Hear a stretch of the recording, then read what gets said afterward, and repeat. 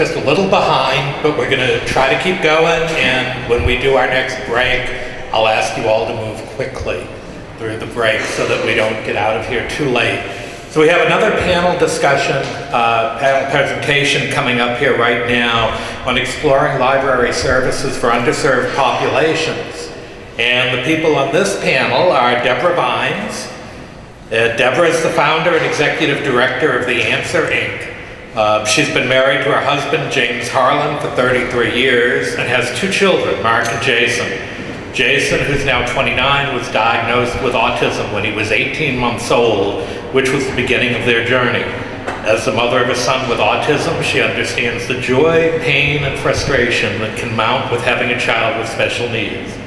In response to her own questions and needs for support, she founded The Answer, Inc. in 2007, a not-for-profit organization that assists parents and caregivers in navigating through the systems of social services and academic institutions by providing case management and referral services, recreation and resources for families with individuals having autism and other developmental disorders. And next we have Keisha Hester, coming from the back. Keisha is the executive director of the Broadview Public Library District. Her career has spanned from being an early career children's librarian to organizational leadership currently. Along with her staff and board of directors, she seeks to further develop the library's commitment in delivering quality, inclusive programs and services to families on the spectrum. And the third member of the panel is Katrina Thompson. And Katrina is the first African-American woman mayor of the village of Broadview. She's a trustee for the Broadview Public Library. Katrina graduated summa cum laude from Concordia University with a Bachelor of Arts in Organizational Management and obtained her master's in Training and Development from Roosevelt University in Chicago. So welcome to this panel.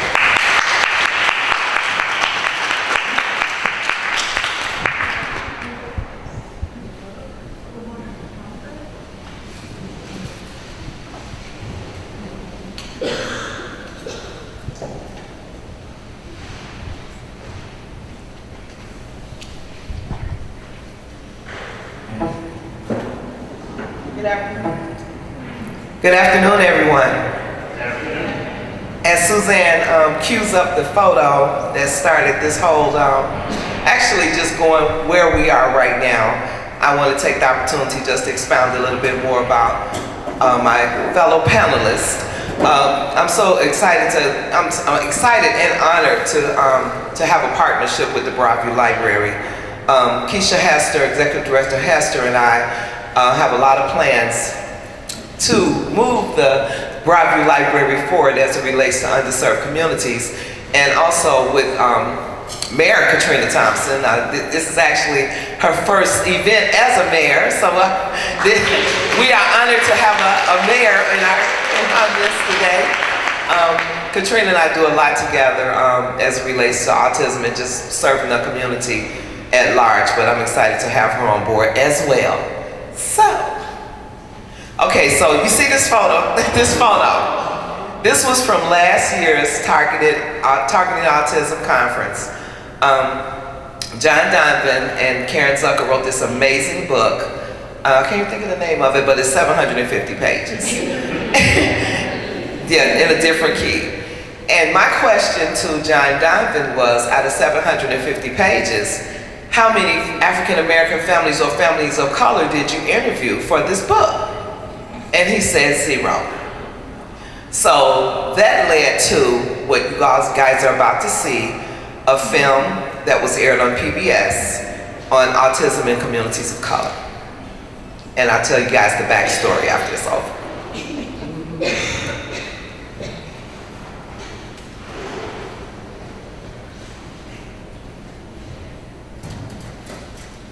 Now, the story of an African-American family that knows autism firsthand and the particular challenges facing communities of color. Autism rates among African-Americans are the same as rates among whites, but African-American children are often diagnosed with autism at an older age, missing potential years of treatment. Special correspondent John Donovan and producer Karen Zucker have our report. Here's how handsome this man named Jason Harland is, this 29-year-old who lives just outside Chicago. And it's his mother's thought, her name is Debra Vines, that with looks like these, Jason's going to be the first autism model on the cover of GQ magazine. that's a dream. It is. Now the obstacles to that ever happening may seem huge, because Jason does indeed have autism, of a kind that means he has quite limited language, so that only a very few people, like his dad, James, have the insight it takes for a real two-way communication with him. Fade two. Jason also has a limited repertoire of skills, like tidying up, which he excels at and loves, but in most ways, for meeting his own basic needs, he has to count on constant help from others. And then there is this other factor complicating Jason's journey through life. He is black. And when you're black and autistic, you face a set of disparities that significantly raise the challenges. They begin with the fact that when it comes to autism, diagnosis skews white. Neuropsychologist Laura Anthony puts it bluntly. If you're anything other than a 7-year-old white boy, even if you're a 7-year-old white girl, you're less likely to be identified with autism. It's in the CDC's own statistics where the reported autism rate among black 8-year-olds, 13.2 kids per every 1,000, lags the rate among white 8-year-olds by nearly 20%. Among Latino children, the gap is even larger at 50%. Tennis? Anthony is a clinician and researcher who works with a lot of kids who have autism, like 9-year-old Jaja. She says the undercounting of children of color denies them appropriate care. It happens in part because autism diagnosis is a judgment call on a child's behaviors, and inadvertently, We have a bias, even though we don't want to, that's what autism looks like. Jason, in fact, escaped that particular bias. He was diagnosed with autism at 18 months, which is actually early. Rather, it is another sort of discrepancy that has challenged him, which his mom illustrated by taking us all out on a stroll to where the Des Plaines River, north of Chicago, flows between two communities, Maywood, where she lives to the north and which is mostly black, and to the south, the mostly white community of River Forest. Once you're in River Forest, the services for the special needs is like the Holy Grail. The services just open up for special rec, for education, for advocacy, for ADA. So compared to that way, where you live, There's no special rec this way. Oh, it's a dirty job and somebody got to do it. Now, Debra is not a complainer. She is an agitator. There's a difference. The first afternoon we spent with her, she was setting the table for a gala dinner and auction in support of her own startup, whose name is The Answer Inc. The Answer.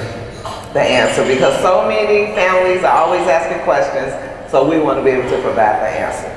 Because she knew firsthand, since Jason was little back in the 1980s, just how far behind her community was in being able to help people like her boy. That's when she had to travel half an hour by train to get to a support group, only to find that I was the only African American here. And this was a, I would say, middle to upper class family. So they were driving Mercedes, they had on nice jewelry. They had their children with specialized services, just an array of things. And I just felt really isolated. Did you get a cold shoulder? Absolutely not. They were very welcoming. I guess a lot of it might have been me.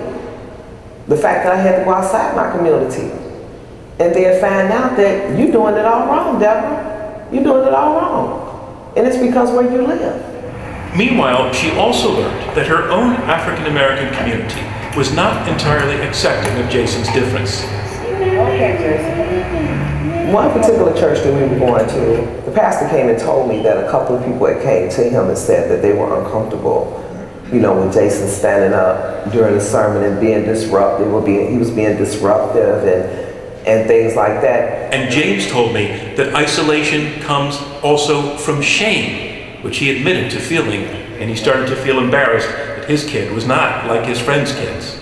Each milestone, they're talking this, that, and the other. And I said, yeah, well, Jason learned how to tie his shoe. Then you get these looks. He's 7 years old, he just now learned to tie his shoe. What did you feel? I literally got a warm feeling came over me from being embarrassed. And what that made me do is kind of withdraw myself, being honest, let me draw back. But I wouldn't say anything about my son. Eventually, I quit going to the sports bar. That isolation hit other families in the community with autistic kids, and there were many. These are their faces, but they were cut off from each other instead of organizing to demand more support for their loved ones, as families in white communities have been doing for decades. But this local state senator, Kimberly Lightford, says shame and stigma are only part of it.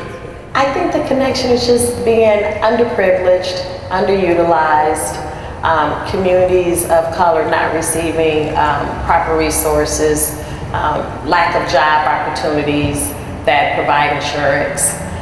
So you have families, they just do enough to get by, but all of those essentials, well, I can't go to the doctor because I'm on public assistance, or I can't go get this additional help just because I feel like I can't do it. But here's what's changed around Maywood. Remember that gala that Debra was setting up? Well, now it's the night itself, where she showed up, dolled up like it was the 1920s. So did everybody else. Harlem Nights was the theme. Yeah, Jason is the man of the night. Actually, Jason is the reason why the Answer Incorporated was started, because of Jason. Because if I didn't have a child with autism, I would definitely support the cause, but I don't think I would be doing what I'm doing. And these many families, once cut off from each other, here they were a big family together, out in public, proud of who they are, touched by autism, unburdened by shame, and grateful that Debra started the Answer. It's helped to educate the community, police departments, other kids. I feel like I'm not in it by myself with the Answer. Thank God, somebody, especially a person of color. There's also a program called Just for Men, which James runs. Having long since stopped being embarrassed by Jason, today he feels grateful to have this man as his son. And I tell the men at the meeting, I've learned how to love since I've had Jason. More than ever before? Yes. How so? Why? Because he loves unconditional. There's no conditions tied to his love. The Answer has served 4,000 families in its 9 years, but still, it's a work in progress. One challenge met, however, concerns church. This is Jordan Temple Baptist, whose pastor, Stephen Richardson, says autistic kids, autistic adults are all welcome. The fact of the matter is, it's not our church. It's God's church. Which means it is for Jason and his family too. And now Sundays are Jason's favorite day of the week, when, walking into Jordan Temple's foyer, he is greeted like this. Where his face is all you need to see to know how he loves. And where, inside, he gets to act like this, up and swaying, when everyone else is praying in their seats. The very behavior that made him unwelcome before. But here, it just doesn't matter, proving that acceptance does not take a miracle. Not perhaps like getting his face on the cover of GQ, but who knows? For the News Hour, I'm John Donvan in Maywood, Illinois.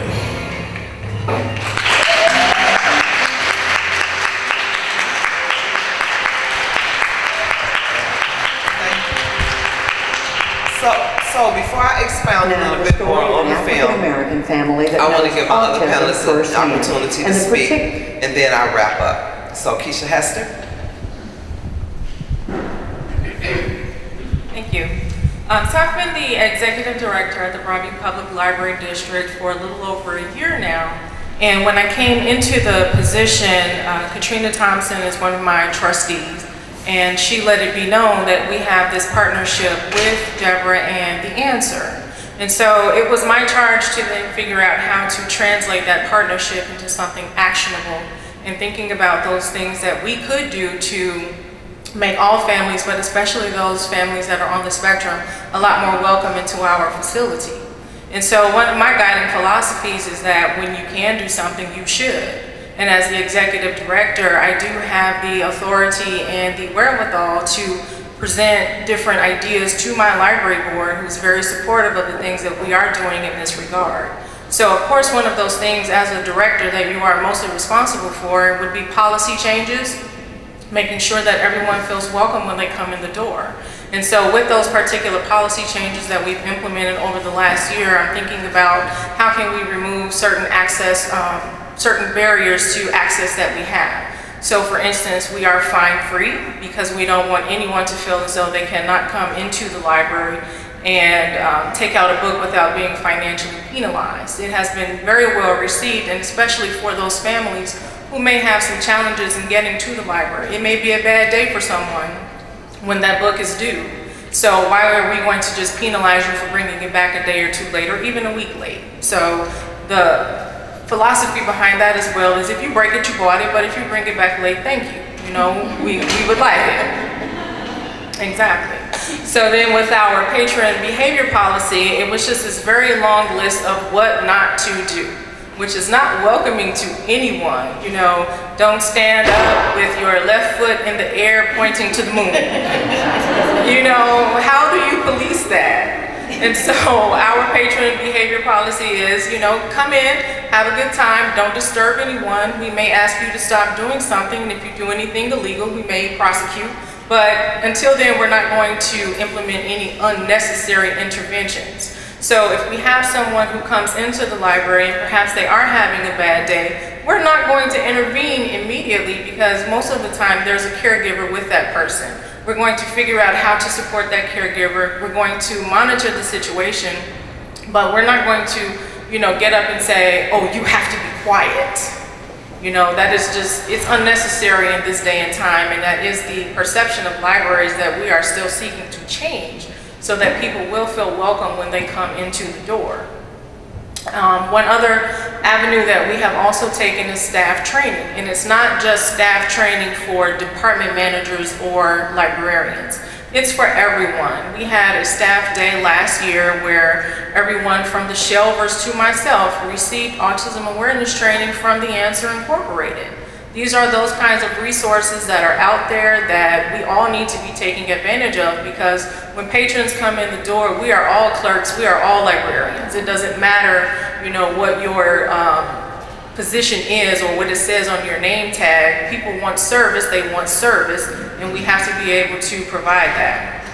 And so one other thing that we also look at is what kinds of hiring practices are we employing? Well, when I'm hiring for a children's librarian, the first requirement is that they must like children.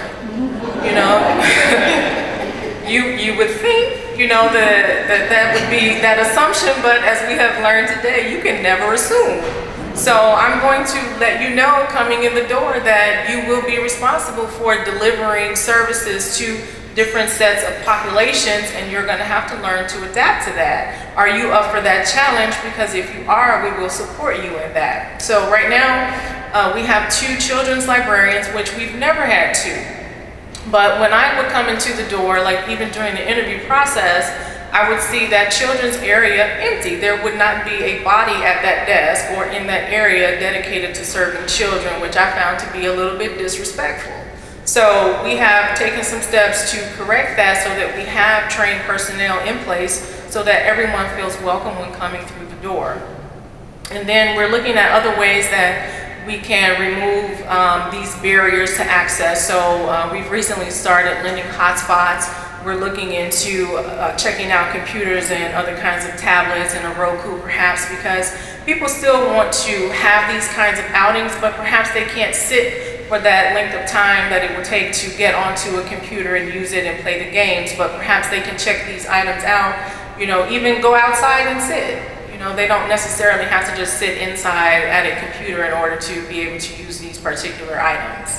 So we're also looking at inclusive programs, and while it's fine and good to have, you know, the sensory awareness type of story time, which is needed, you know, in a lot of instances, but what about your regular story time? What are you doing there? You know, why can't someone just call ahead and say, hey, I may need a special accommodation, and you be able to do that? And it also serves to show the types of diversity that there are in families, because not everyone is perfect. We're not all able-bodied.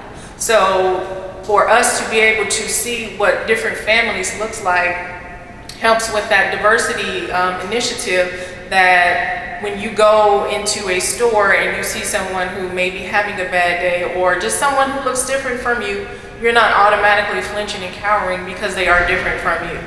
So that's basically where we are going with our philosophy in providing services, is starting from the top down. And again, like I said, we have a very supportive board who wants to see these changes come about, and we are figuring out those ways that, you know, once we have certain things, do we have these policies in place in order to be able to support that? So even if you are not a director, even if you are not in management, you think about ways that you can bridge these conversations with those people who have that authority to make those particular changes, and then do your research and support that. I mean, I don't see why they would turn you down, but you know, of course I'm not there.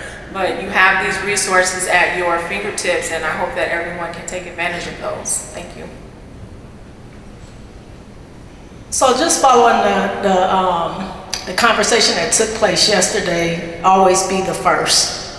And I'm real big on being the first and not being fearful of, you know, crossing the line or ruffling feathers or anything like that. But when I met Debra, I was the executive director of Broadview Park District, and we did not provide services to those that had disabilities, especially those that were impacted with autism.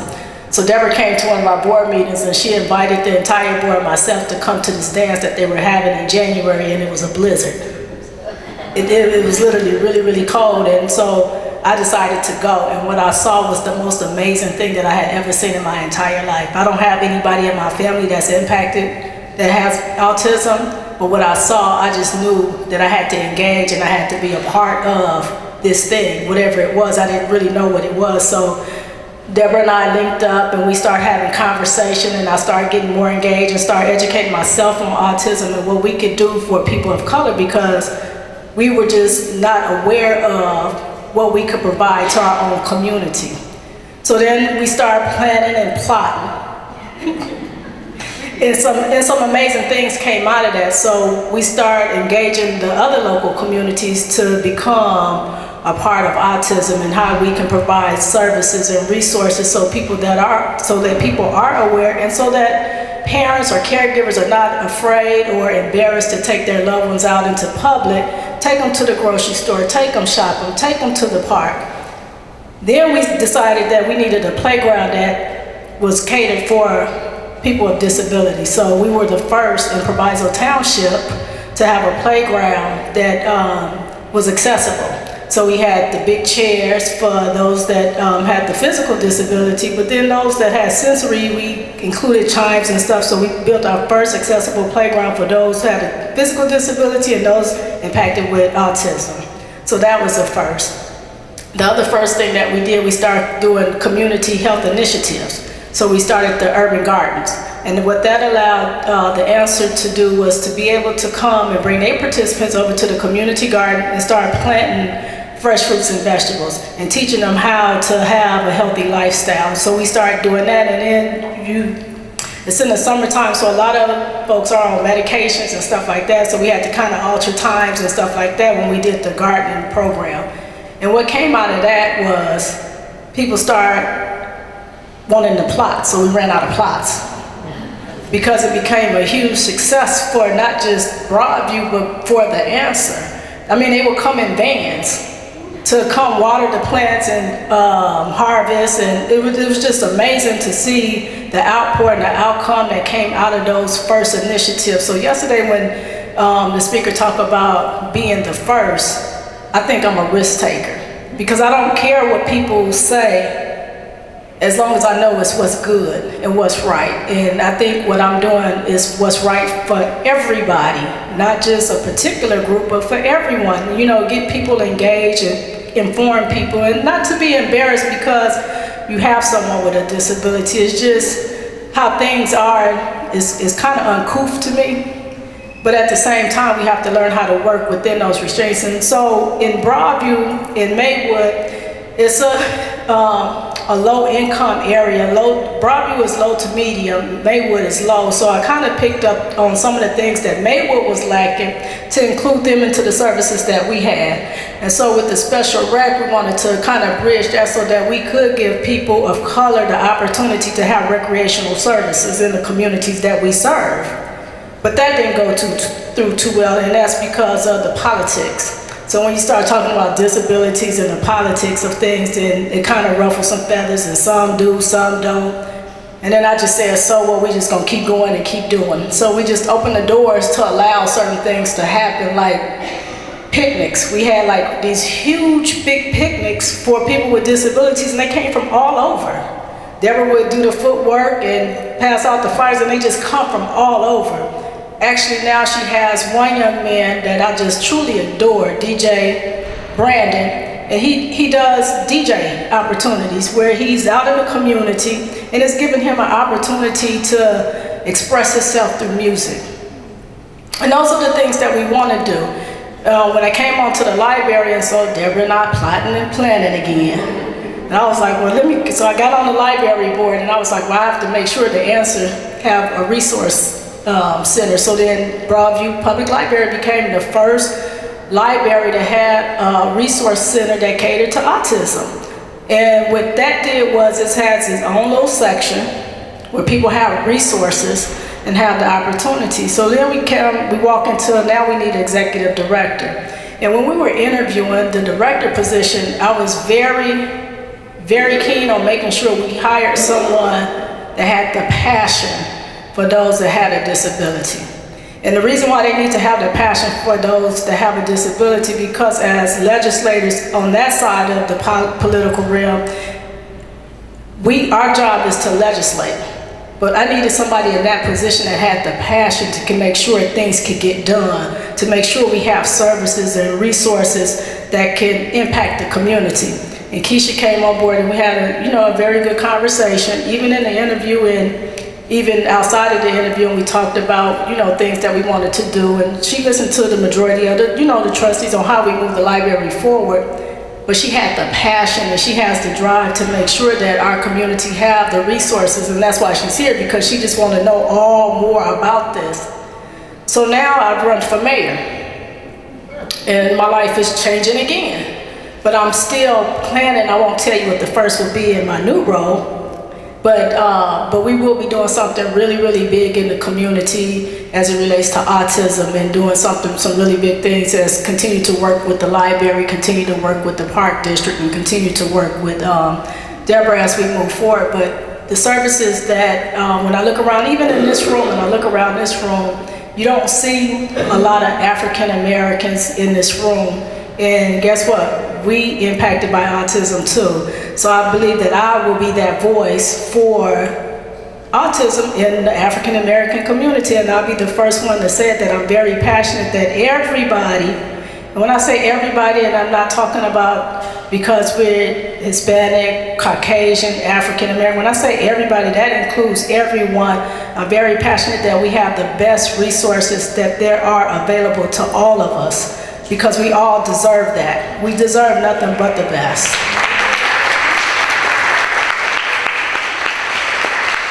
But I speak so passionately about being African American because those are the ones that look like me that lack services. And so those are the ones that I have to be the voice for, because we understand one another, that we need those services and we need the funding that the state or the federal government can provide to us. And we need to make sure that we're getting funded appropriately, because in underserved communities, we don't get the funding the way that it should go. Some get more than others. And when you look at the dynamics of how funding our expense, it's just not fair.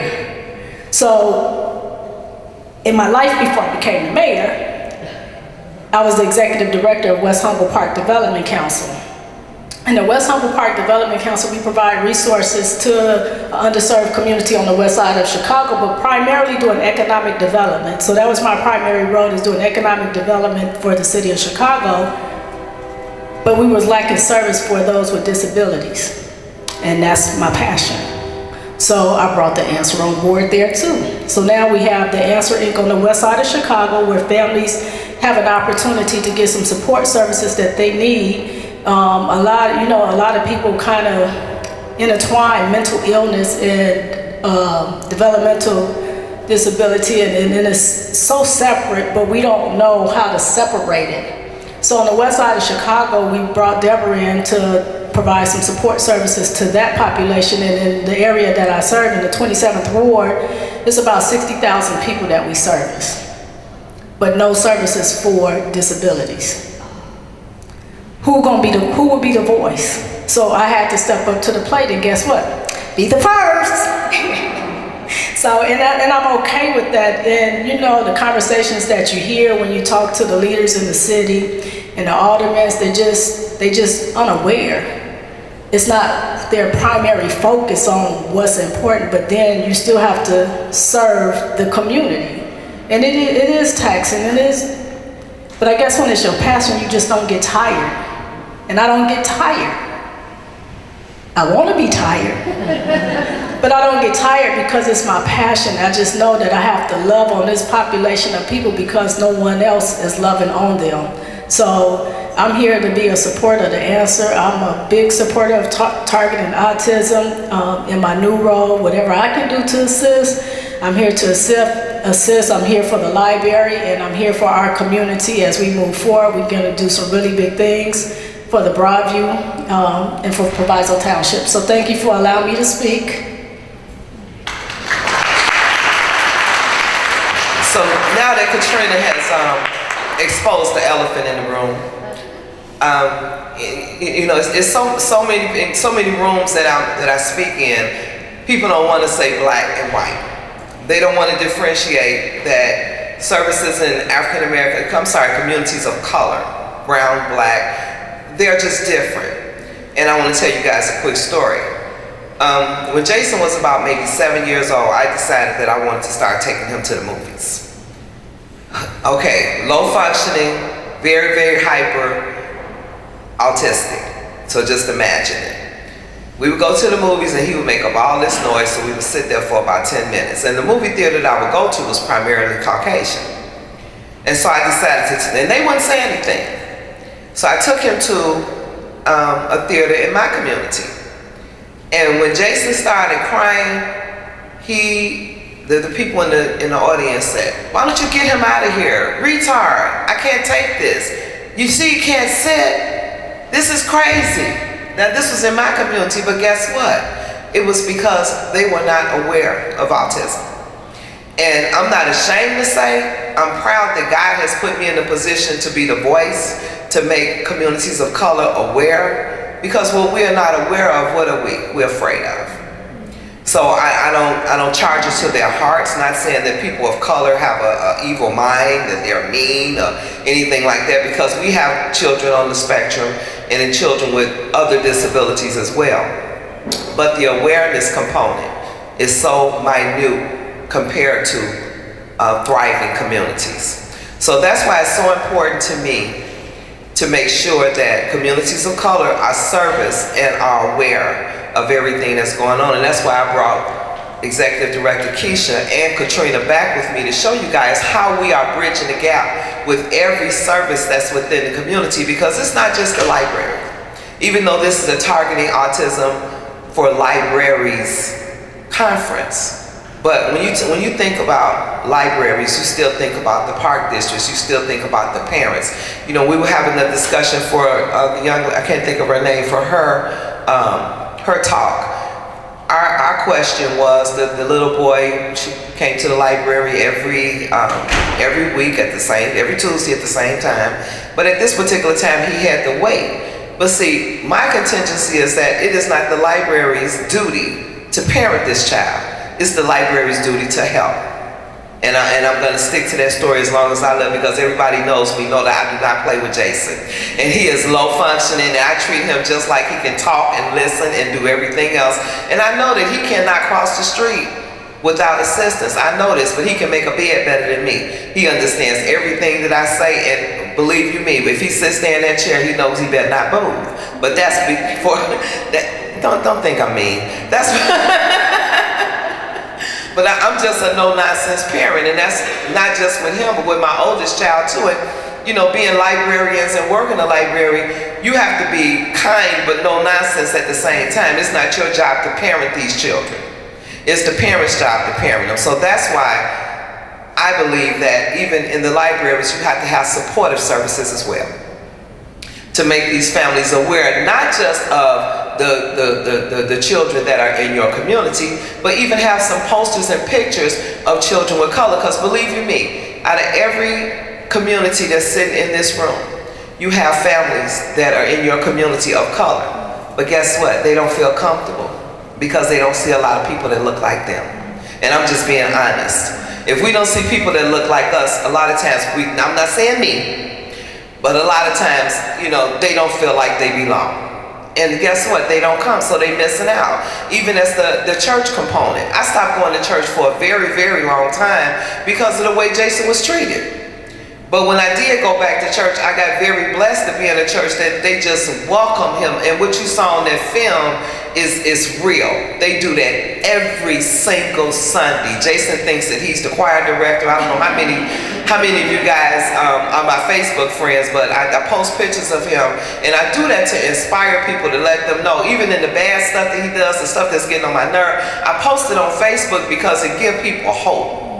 It gives them hope to say that you don't have to be ashamed of the things that your child is doing. You don't have to be ashamed that you have a child with autism or an adult with autism. You don't have to be ashamed because he's stemming and he's a little out of control right now. You don't have to be ashamed. So that's why I'm big on social media. I would encourage you all to encourage your families that come to the libraries to be big on social media. Some people say I exploit Jason, so I say exploit your child. Exploit them, because at the same time you're exploiting them in some people's eyes, in other people's eyes you're encouraging them. So getting back to the PBS film, I'm truly excited about. I'm excited that it happened, not the way it happened, but I'm excited that it happened because John Donovan called me about a month after that photo, and he asked me would I be willing to do a film on my family and my agency, and I said sure. So they flew all the way from Washington DC with their camera crew, and they followed my family for 3 days, which was very, very horrific for a little while for me because I was mic'd up and sometimes I forgot I had a mic on. So anybody know me, I was Jason, hurry up, you know. But it was a great experience, and it brought so much awareness. We received so many telephone calls and emails as it related to that film. So you guys feel free to grab it off YouTube, share it, to let the families in your community know that it's okay to be of color and have a child with a disability, because it's something we care. We care, and we want to let you know that we care. And also, if I can do anything to help anybody as it relates to talking or doing conferences or anything as it relates to autism or special need, I am here to help. Thank you. Any questions?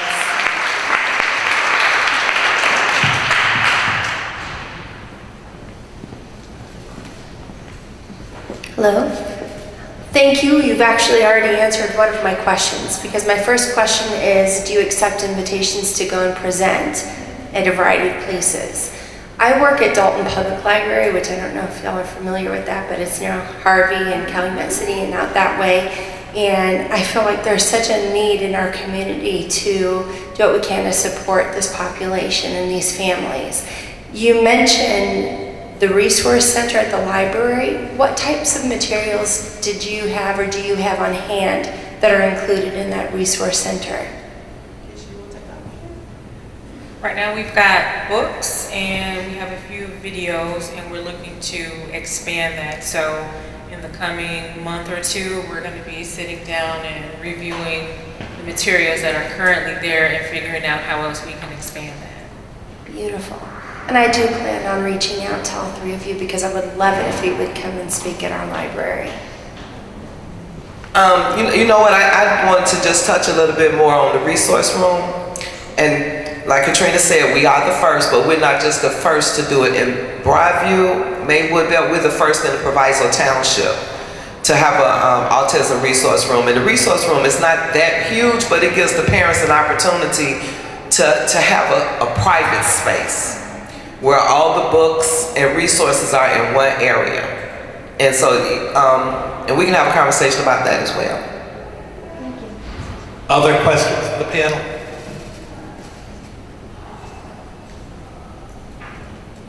Do you guys provide any type of educational services for parents? I'm just curious because an issue that I've run into in special ed is that if parents don't know what necessarily to look for, what the laws are, they don't know how to advocate for their children.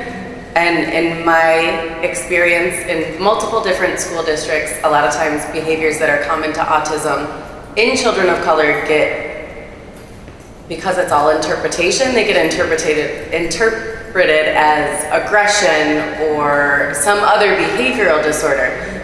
So I'm just curious, do you guys offer any services that I can kind of spread by word of mouth for parents so they know how to change that perception? That's a very good question, and yes, we do. We have support group meetings the fourth Monday of every month, and if the parents need help in between the time of the support group meeting, they can call the Answer Incorporated. We actually do IEP support. We will go to the IEP meeting and advocate for the family. We also do first responders training for the police departments as well. Any type of supportive services that the families need, because my son is 29, so it's no component of autism that I have not gone through. So we have the resource available. I'm proud to say that we got a bill signed to law in 2015 as it relates to the funds bill. And so all the information as it relates to PUNS is distributed throughout all the schools in the state of Illinois, because a lot of families didn't even know what PUNS is. So my next venture is to make sure that it's spread throughout the libraries as well. Because a lot of families, they come to the libraries for what? Information. So that information should be there. But I'll make sure I get your card. Other question? Oh, okay. For people who don't know what PUNS is, those of us in the disability community in Illinois learned it very easily. It is, in reality, a waiting list, but it stands for Prioritization of Urgency of Need for Services. So if you are a person with a disability or you have a child with a disability in Illinois and you believe that you will need services funded by the Illinois Department of Human Services Division of Developmental Disabilities, you need to file and go through a process where an independent service coordinator, ISC, evaluates your application, decides if you meet the qualifications to be on the list, sends it into the state, you get on the list, and theoretically those who most need services will have their names pulled and be given an opportunity to have funding, which is not the same as getting services. Because there are people who get funding but then can't find anyone to provide services. And unfortunately, the reality is there are people who are on this list for virtually a lifetime because the list is significantly larger than the state's ability to fund or provide services. It's something else that I would like to touch on, Russ, quickly. The young lady that just received the award from the Barbara Clipper Grant, something that she said that really enlightened me, and I'm going to encourage you guys to do as well if you're not. For all the librarians, please align yourself with an autism support group or support agency if you want to really have the information that you need for a great partnership for your library. Align yourself so that you can, again, have that as a part of your village. Other questions? Okay, thank you.